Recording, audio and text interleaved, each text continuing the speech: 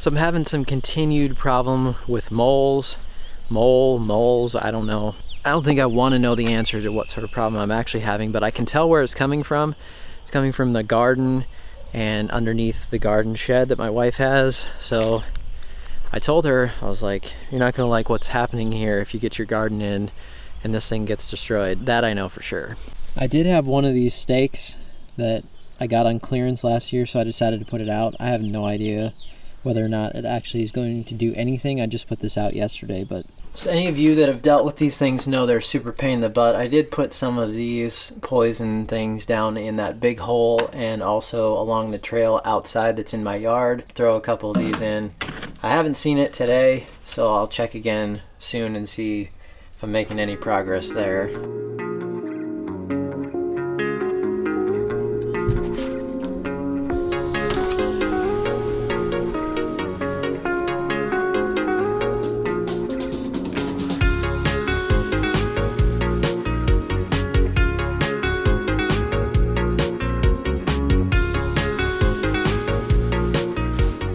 Alright, then I thought I'd do an update on these grass cups. I've forgotten to cut them, so I'm going to trim them as well today. But if you didn't see this whole thing that I was doing with these, it was just a fun experiment, nothing super scientific about it whatsoever.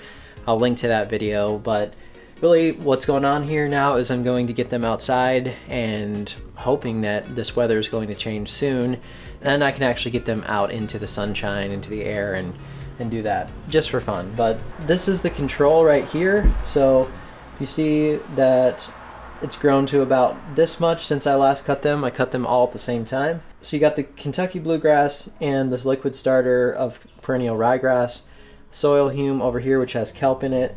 So really what's happened is this one and this one both had liquid starter fertilizer, and the Kentucky bluegrass also had the kelp added to it. It's growing thick and great color. It's starting to shoot out, and so both of those together has been a really good combination. Same thing on the ryegrass. It's growing like crazy. I'm just gonna kind of keep them for fun this year, I think, just out and see how long I can keep them going, and remember to actually cut them and sort of water them and all that. One other thing was the sand. Definitely I killed that with too much fertilizer, sprayed it really heavy. And then the other thing I wanted to show you is right here. So I wanted to let my soil actually dry out and see what it would look like and see sort of what would happen to water when you poured it on there. And wish you could get a sense of this in person, but it's extremely crusty. And actually, I'm gonna try to pour this out.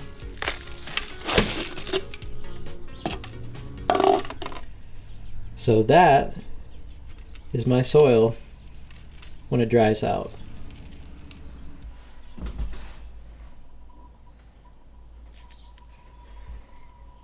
So you see it soak, but you also saw right at the beginning, you saw some of it sort of bounce off there. So if you think about rainfall on a really crusty soil, it's a lot of the problem is that it's just going to have a hard time soaking in. But it looks like there's enough of a mix in here that it has soaked in quite a bit.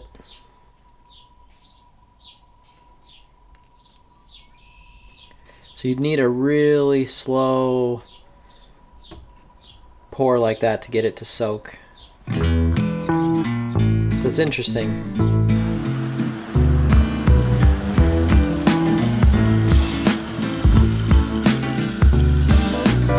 Remember that I said last fall that Joey was doing some damage on the yard where he was going all the time. That is that damage. Just have a couple of spots otherwise here. Not too bad, honestly.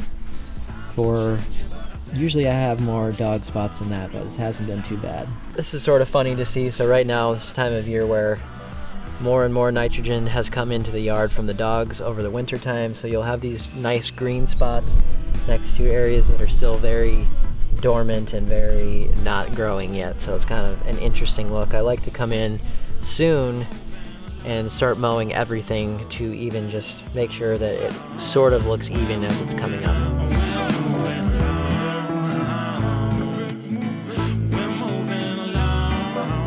We're seed starting today. I love this part of the garden season, and I get so excited. Last year I got too excited and started mine too early, so I've been really trying to hold off, but it's finally time. I seed start because I enjoy the part of the gardening. I like the fact that the cost effectiveness is a lot better.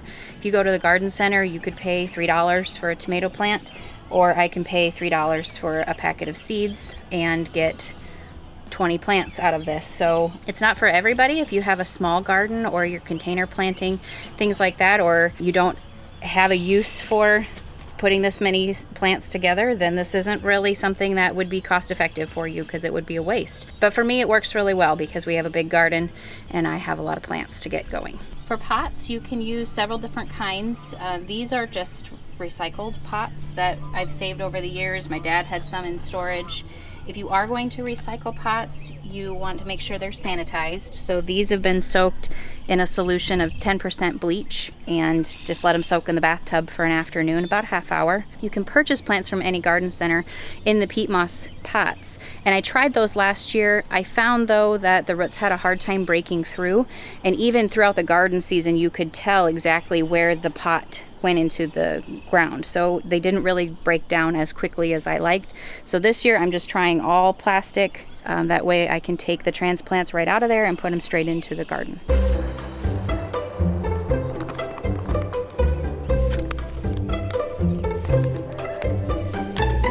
So what does that do?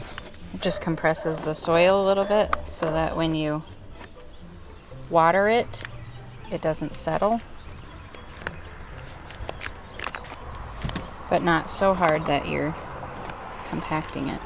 Well, I use small trays, so by putting them into small cells like this to start, or a small pot to start, you're able to help ward off damping, which can rot your seedlings. So I just use, you can use any seed starting mix, but do not use garden soil. Seed starting mix has no weed seeds, and it's sterile, and it has the right texture to allow the roots to properly form and grow. I'm gonna water all of these before I put seeds down. That way the seed starting mix can kind of settle, and also that way I'm not pouring water over the top of them after I put the seeds on. So once we put the seeds down, I'll start using a spray bottle to just gently mist the top of the soil, but this way there's moisture underneath the seeds as well. For the last couple years, I've ordered our seeds from Baker Creek Heirloom. It's a family-owned company in Missouri, and I've been really happy with the seeds that we've received.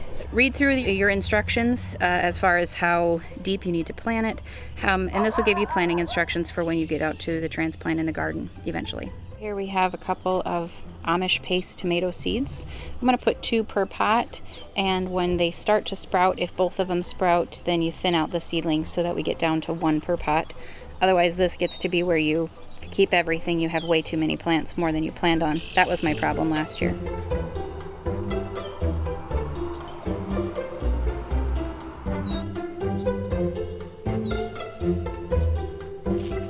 The reason I use seed tags is obviously until these germinate, you really don't know what's in each of these cells, especially if you're doing something like I'm doing where you have 2 different kinds of tomato plants going in. So we want to make sure that you have these marked, especially with tomato plants, because they will look exactly the same until they start producing fruit. So you may get surprised if you don't have your tags proper. So I'm just barely going to cover them 1/8 of an inch.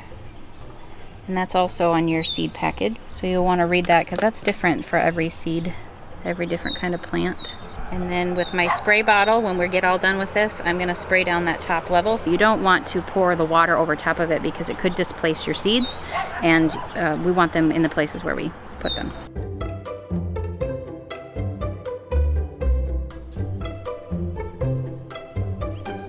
Remember that last year out here I talked about Kelsey's gardening method, and it's called lasagna gardening or layer gardening, and we're continuing that. Obviously you put out all of your scraps of food that turns into compost over time, and we're continuing that whole thing. So if you missed that part, check out that video. I'll link to that, but also she'll be talking more about that this season, I am sure. I use heating mats like this one here to make sure that the soil temperature stays warm enough for the seeds to germinate. You can get pretty sophisticated with what you purchase for heating mats. Some have thermometers, and you can control temperatures, etc. This really is just pretty plain Jane. It is intended to raise the soil temperature 10 to 20 degrees above room temperature. And last year these worked really well to help me get our seeds going. If you're going to use grow lights, and your grow lights should be on anywhere from 12 to 16 hours per day, it can get easier just to put them on a timer, but make sure your heating mats are not on the same timer as your grow lights, because your heating mats should be on 100% of the time. The grow lights here should be anywhere from 2 to 4 inches above your seedlings. Now, I've seen a lot of other things to say go higher than that. These are all LED grow lights, so they're not putting off any amount of heat that's going to harm these seedlings, and they're going to get a good showing of light with this distance from the light.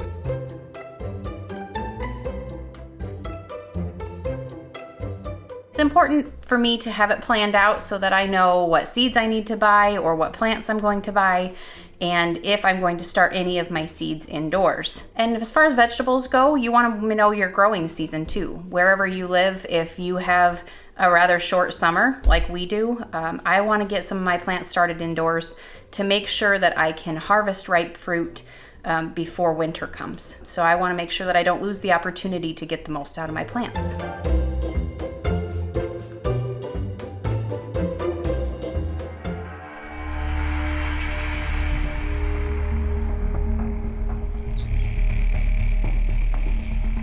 So we still have a major issue going on here.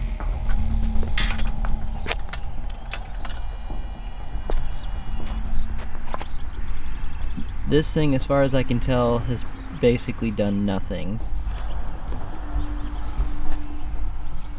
And all the poison that was down in this hole is gone. So hopefully that's a good sign. I'm going to put some more down there.